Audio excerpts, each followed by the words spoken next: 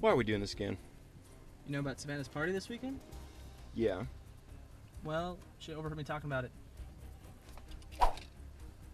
This is serious.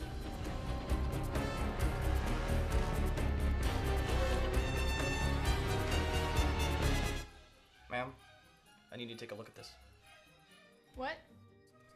You guys are idiots. What?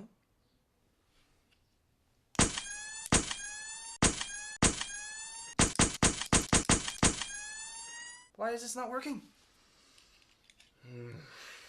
Here, Justin! What? Who are you? Why are you on a stool? Savannah! Where's the remote? It's in the cupboard. Cecily!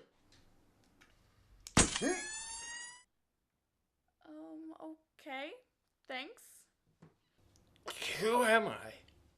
Why is this not working? Morons. It doesn't work on women. Sexist piece of crap! Who am I? Why am I on a stool?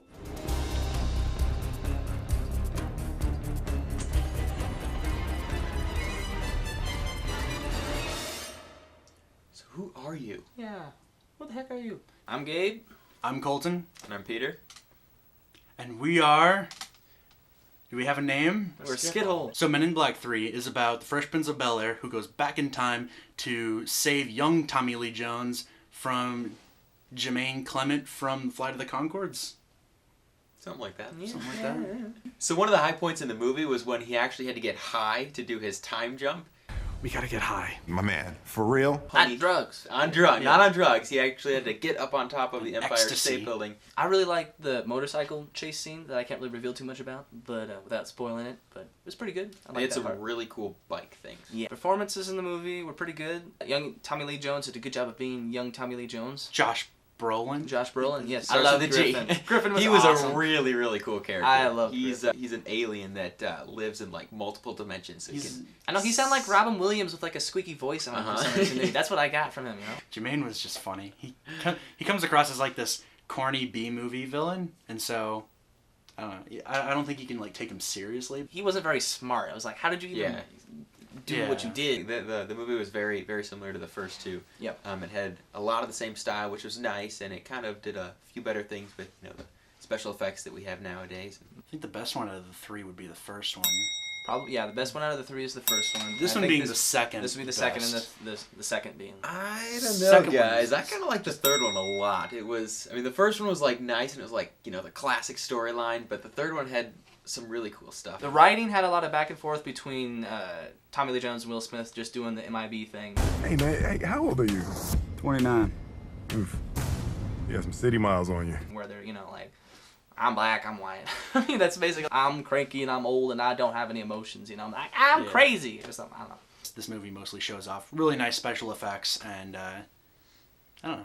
It's not really focused too much on the performances, but the cinematography and the music both kind of unify this with the other, so it doesn't feel too out of place. It all feels kind of familiar if you're a fan of the series. For this movie, if you like the first two, then I would go see it in the big theaters. I would just base it for somebody who's, if you like the first two, then you would like this one. I would agree. Even if you don't like number two, because I didn't like number two, if you like the first one, I think you'll go into this one kind of enjoying it.